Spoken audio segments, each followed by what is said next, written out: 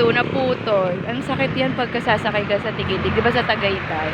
Malayo pa lang, alam mo na nandun ka. Kalimutan ka pangalan. People's Park ba yun? Kung saan may mga kabayo. Nagkaroon na ng community dito.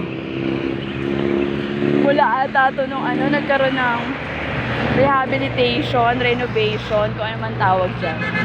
Sa Pasig River. Nagkaroon na ng community. No? Kaya lang minsan natatakot ako dito eh. Baka may mga masasamang loob. No? Oo. Kaya minsan nakakaba din mag-vlog. Sa Manila kasi, pag sinabing Manila, dapat careful ka. Kasi, alam mo na, ang banta ng panganib. O, diba? Anak ng Pasig naman kayo. O, tara. Water lily. Pag nakakita ako ng water lily, lagi ko naalala si Senator, si Chabellar, o LRT.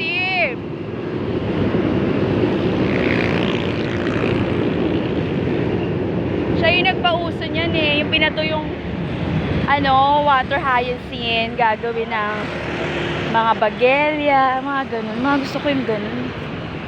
Sana alam mo kung yung mga bawat senador, may totoong community project, wala naghihirap. Hindi uso ang 4-piece. Hindi uso yung tupad. Dapat ganun eh. Oo. Yung mga livelihood. Hindi yung kunwari maglilinis.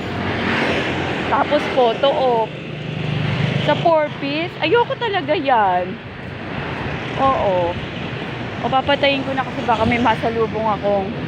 Ayan, nakakatakot.